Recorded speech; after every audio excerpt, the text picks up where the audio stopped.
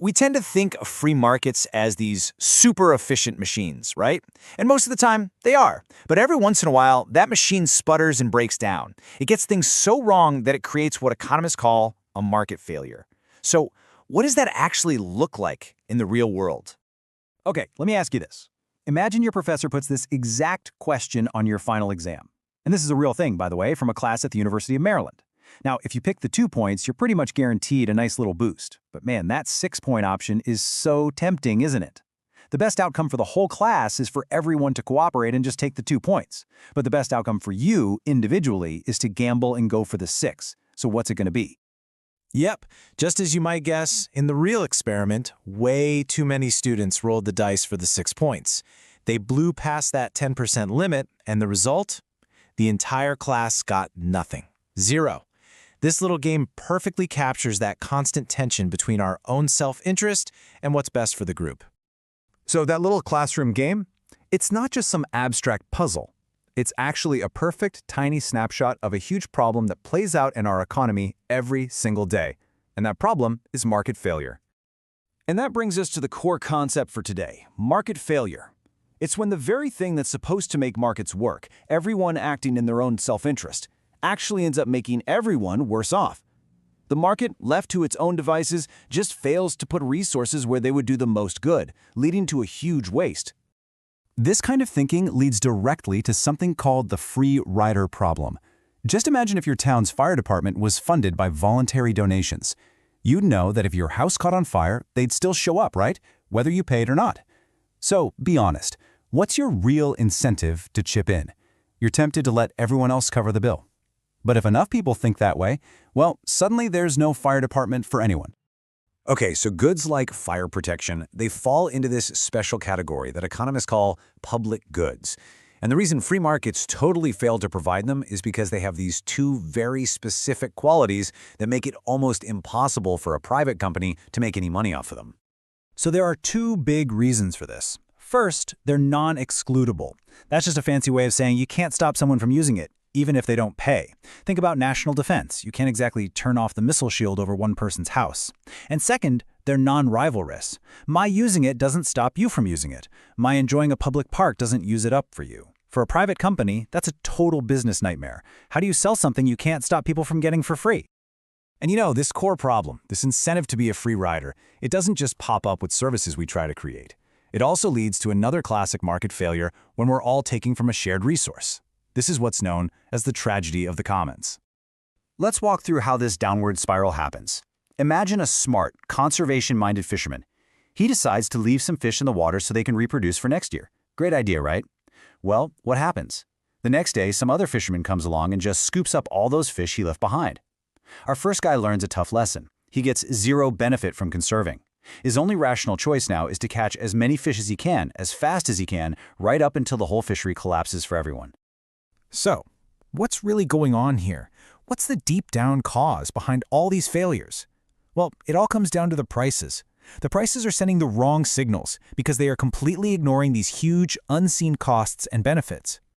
Well, economists have a word for it, externalities. An externality is basically a side effect that hits someone who had nothing to do with the original transaction, a third party. The price you pay for something simply doesn't account for this spillover effect, and that's where all the trouble begins. Right, so you've got 2 main kinds. You've got your negative externalities, like a factory that pollutes a river. The price of the TVs it makes covers the steel and the labor, sure, but it doesn't cover the cost of the ruined drinking water for the town downstream. Then you have positive externalities, like getting an education. You pay tuition, but that price doesn't capture the massive benefit that all of society gets from you being a more informed, more productive citizen. And this is the absolute key takeaway right here. Because that factory isn't paying the full cost of what it does, including the pollution. The price of its TVs is artificially low, and that low price sends a signal to the market to make way more TVs than we actually should. The market is just plain wrong. Okay, so it sounds a little grim, right? Markets fail. But here's the good news. That's not the end of the story. Once we know what the problem is, we can start looking for solutions. And usually, that means the government stepping in to help get the market back on track. Broadly speaking, governments have 2 main tools in their toolbox here. First, you have regulatory policies. These are direct commands, a you must do this approach. Then you have market-based policies, which are more of a nudge. They use things like taxes and subsidies to change the incentives to make you want to do the right thing. Regulation is the most direct approach, for sure. It's the government basically laying down the law. Banning a toxic chemical, setting speed limits on the highway, or requiring all kids to go to school, these are all examples of the government just saying, this is the rule, period. Market-based policies, on the other hand, are a bit more subtle. They're not about commands, they're about changing the math. Think about high taxes on cigarettes. They're trying to make you feel the future healthcare costs now. Or subsidies for college, which make it cheaper because we all benefit from an educated population. They're not forcing you, they're just changing the financial calculation. Now, one of the most powerful and honestly pretty clever market-based tools is called cap and trade. Here's how it works. The government sets a hard limit, a cap, on the total amount of pollution allowed.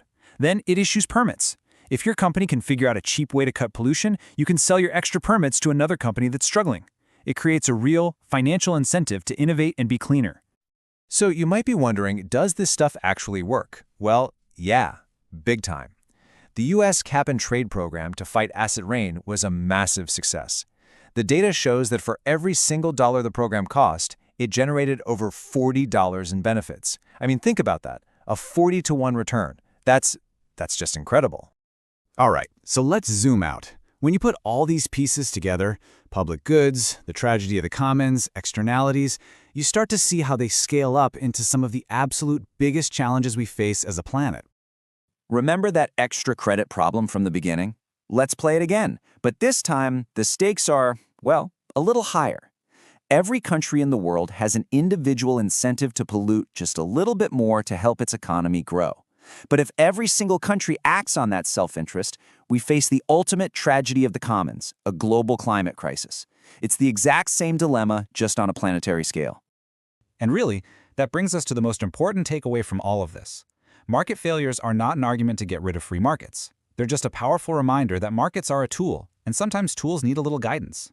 So the real question isn't about choosing sides, market versus government. It's about figuring out how they can work together, intelligently, to make all of our lives better.